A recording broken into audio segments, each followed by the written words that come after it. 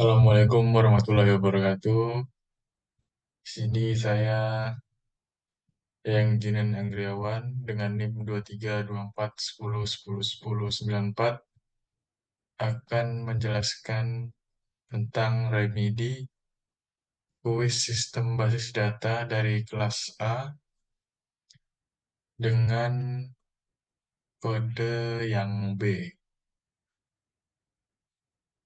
Langsung saja ke soal yang pertama. Buatlah ERD untuk case hotel berikut. Soalnya adalah terdapat sebuah hotel bernama Uyu. Di hotel ini terdapat beberapa lantai yang diisi beberapa kamar dengan nomor kamar yang berbeda-beda. Setiap kamar dapat memiliki jenis kamar yang berbeda-beda, seperti premium, deluxe, dan standar dengan deskripsi kamar yang berbeda-beda juga. Untuk memesan kamar harus dilakukan reservasi terlebih dahulu, baru bisa dilanjutkan ke tahap transaksi. Reservasi kamar pada hotel terhitung sejak waktu check-in hingga waktu check-out.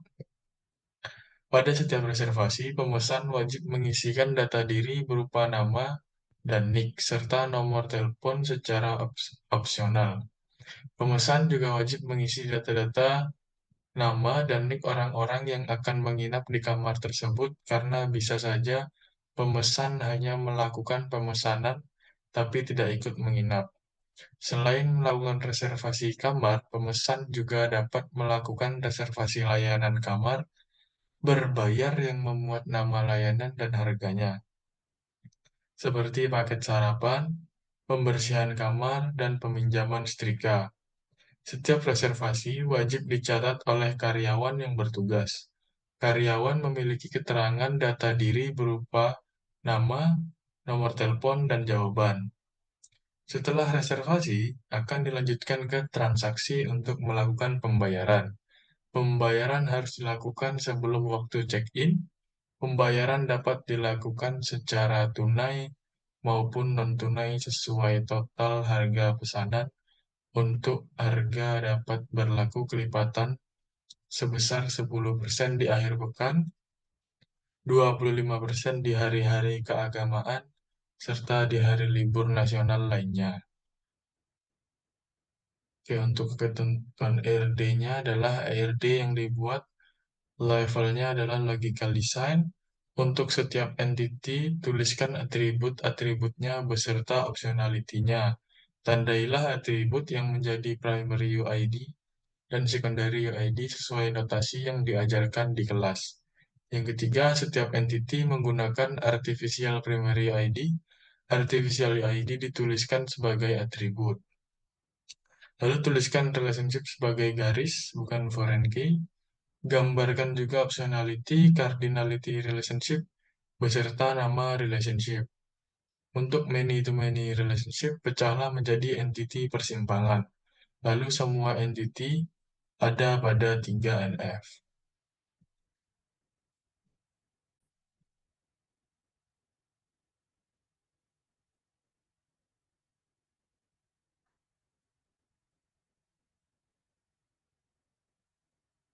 Selanjutnya, langsung ke jawaban yang pertama. Di sini adalah IRD untuk logical design-nya. Di sini ada entity penghuni yang berisi ID penghuni, nama, dan juga nick-nya yang unik. Lalu ada pemesan yang berisi ID pemesan, nama, uniknya ada nick, dan juga nomor HP.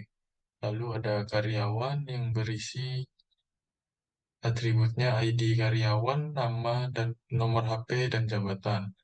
Lalu ada kamar yang memiliki atribut ID kamar, nomor kamar, lantai, dan harga.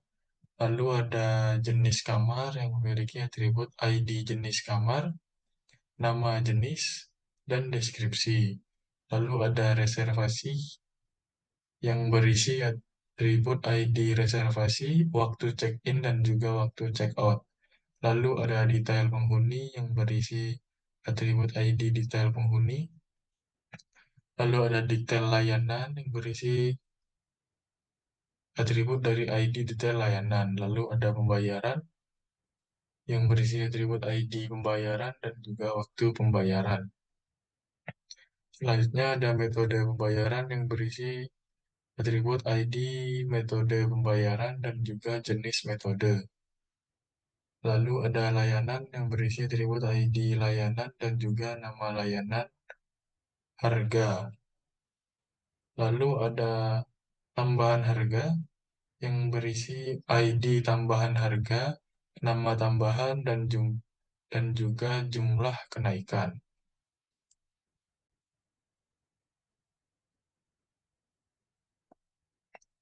Untuk selanjutnya, di sini adalah relasi atau hubungan dari setiap entity. Di sini ada penghuni yang memiliki relationship yaitu one to many dengan detail penghuni, yang mana satu penghuni itu bisa memiliki lebih dari satu detail penghuni yang tidak harus menginap pada kamar tersebut, yang mana penghuni didetailkan oleh detail penghuni dan detail penghuni mendetailkan penghuni. Selanjutnya, ada pemesan yang memiliki relationship dengan reservasi yaitu one to many. One di sisi pemesan dan many di sisi reservasi, yang mana pemesan bisa melakukan lebih dari satu pemesan bisa melakukan lebih dari satu reservasi, dan banyak reservasi bisa dilakukan oleh seorang pemesan.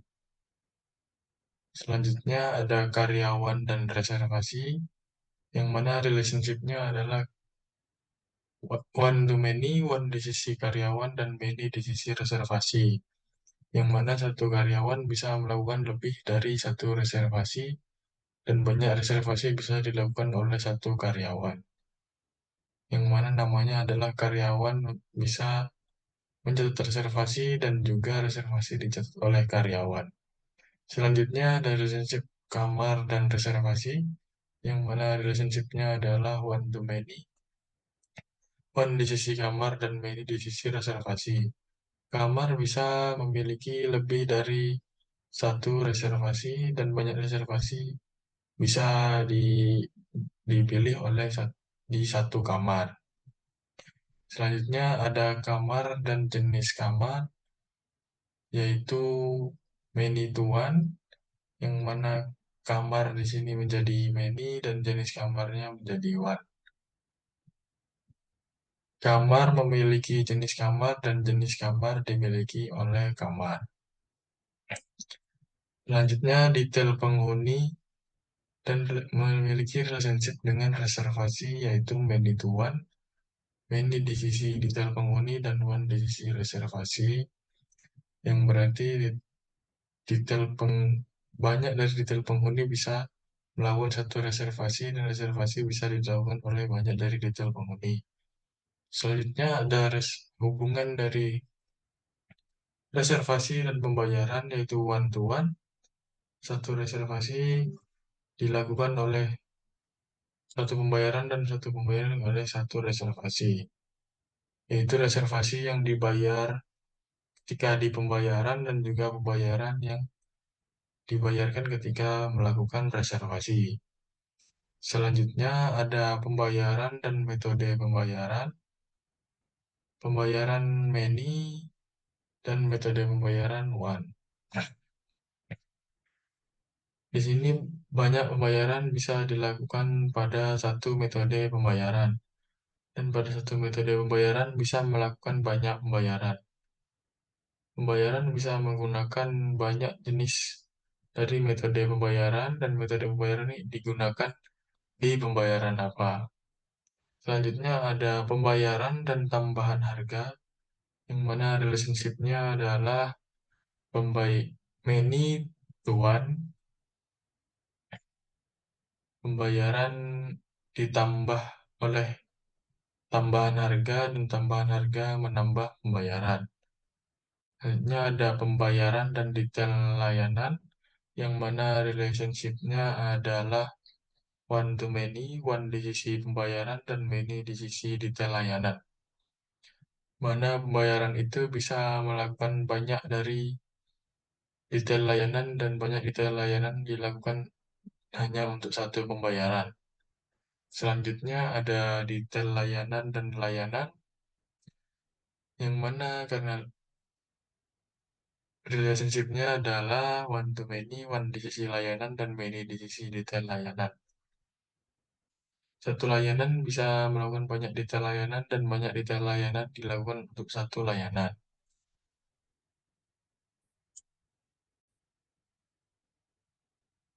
Selanjutnya adalah soal yang nomor kedua. Di sini ada tabel dari kios pupuk yang mana memiliki 5 baris, yaitu ada nama, alamat, NIK, nama pemilik, dan juga nomor telepon. Yang mana berisi dari nama-nama toko, terus alamat yang berbeda-beda, NIK yang berbeda-beda, nama pemilik berbeda-beda, dan juga nomor telepon yang berbeda-beda. Selanjutnya ada tabel petani yang memiliki baris NIK, nama, nama kios, dan juga nomor telepon. Selanjutnya, itu juga memiliki yang berbeda-beda dari nama petani, nama kiosnya sama seperti yang nama dari kios pupuk, lalu memiliki nomor telepon yang berbeda-beda. Selanjutnya ada transaksi pupuk yang berisi tanggal transaksi, metode pembayaran, status pembayaran, nama petani seperti tabel yang di atas tadi, kemudian nama petani, lalu ada nama kios, seperti di tabel yang pertama, lalu ada jenis pupuk, jumlah pupuknya, dan juga total harga dari pupuknya. Tanggal transaksi di sini ada yang terjadi pada tanggal yang berbeda dan ada juga pada tanggal yang sama. Untuk metode pembayaran ada tunai, non-tunai, dari Bank BRI, dari Bank BCA, dan Bank Mandiri. Untuk status pembayarannya semuanya sudah dibayar. Untuk jenis pupuknya di sini ada urea yang sama. Lalu untuk jumlahnya semuanya berbeda dan total harganya semuanya berbeda. Lalu tabel di atas merupakan data dari penjualan pupuk selama 1 minggu terakhir. Untuk pertanyaannya, yang A, normalkan tabel di atas dengan aturan normalisasi pada sistem basis data. Lalu pada soal yang B, apakah relasi di atas dapat mencapai normalisasi 3NF? Jelaskan.